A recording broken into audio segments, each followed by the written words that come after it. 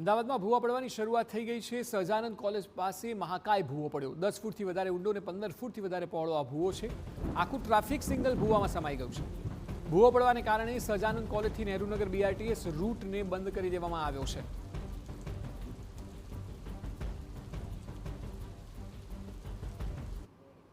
બે દિવસના ભારે વરસાદ બાદ અમદાવાદ શહેરમાં એના પરિણામો આવવાની શરૂઆત થઈ ચૂકી છે અને એ પરિણામ સ્વરૂપ અનેક જગ્યાઓ પર ભૂવા પડેલા જોવા મળી રહ્યા છે। ત્યારે અત્યારે હાલ એક મહાકાય ભૂવો સહજાનંદ જે કોલેજ છે ત્યાં પડેલો જોવા મળી રહ્યો છે। સહજાનંદ કોલેજથી નહેરુનગર જવાવાળો જે રસ્તો છે એ કોર્નર પર જ આ ભૂવો આપ જોઈ રહ્યા છો અને ભૂવો એટલો મહાકાય વિશાળ છે કે આખું ટ્રાફિક સિગ્નલ જે 12 થી 15 ફીટ જેટલી એની ઊંચાઈ હોય છે એ આખું ટ્રાફિક સિગ્નલ અંદર સમાઈ ચૂક્યું છે અને એના જ કારણે સમગ્ર રોડ પણ બંધ કરવો પડ્યો છે। લગભગ 10 ફૂટ જેટલો ઊંડો અને આ સિવાય આ ભૂવો લગભગ 15 ફીટ જેટલો પહોળો હોવાની શક્યતાઓ જોવા મળી રહી છે અને આ ભૂવો પડવાને કારણે સમગ્ર રૂટ છે BRTSનો એ પણ બંધ કરવો પડી રહ્યો છે। આ એકમાત્ર ભૂવો નથી પડ્યો, આ સિવાય અમદાવાદમાં વરસાદ બાદ અનેક જગ્યાઓ પર ભૂવા પડ્યાના દ્રશ્યો સામે આવી રહ્યા છે। ત્યારે સ્થાનિકો સાથે પણ વાતચીત કરીએ, શું કંઈ કહી રહ્યા છે। કાકા, ભૂવો પડ્યો છે, શું કંઈ કહેશો? અને ખાસ તો આ મુખ્ય 4 રસ્તા છે, મહાનગરપાલિકા ડ્રેનેજ અથવા તો એ સહિતનું તમામ પ્લાનિંગ સાથે મોન્સૂન માટેની તૈયારી કરતી હોય છે।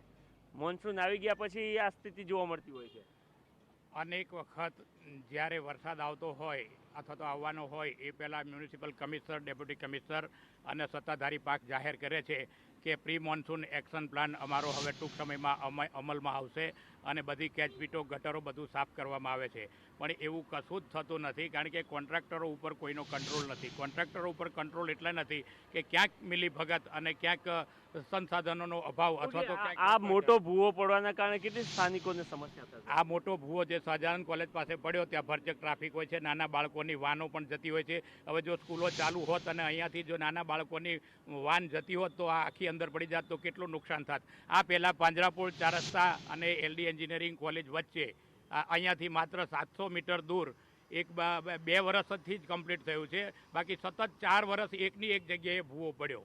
ઓકે, તો ભૂવો પડવાના કારણે સમસ્યાઓ પણ થતી હોય છે। આ સિવાય અહીંયાથી આગળની સાઈડ પણ એક પહેલાં ભૂવો પડી ચૂક્યો છે એ પ્રકારનો દાવો કરવામાં આવી રહ્યો છે। આ એકમાત્ર જગ્યા નથી કે જ્યાં આ પ્રકારના દ્રશ્યો સામે આવી રહ્યા છે। આ સિવાય નિકોલ અને વૈષ્ણોદેવી સર્કલ અને એ સહિતની લગભગ 3 થી 4 જગ્યાઓ એવી છે કે જ્યાં ગતકાલ બપોર બાદ ભૂવા પડ્યાના બનાવો હાલ સામે આવી રહ્યા છે અને હજુ આગામી 2 થી 3 દિવસ દરમિયાન આ જ પ્રકારના દ્રશ્યો સામે આવતા જોવા મળશે, જે કહેશે કે મહાનગરપાલિકાના તંત્રએ જે પ્રી મોન્સૂન પ્લાનિંગના નામે દાવાઓ કર્યા હતા એ નક્કર સાબિત નથી થઈ રહ્યા। કેમેરામેન નટવર પરમાર સાથે નરેન્દ્ર રાઠોડ, TV9।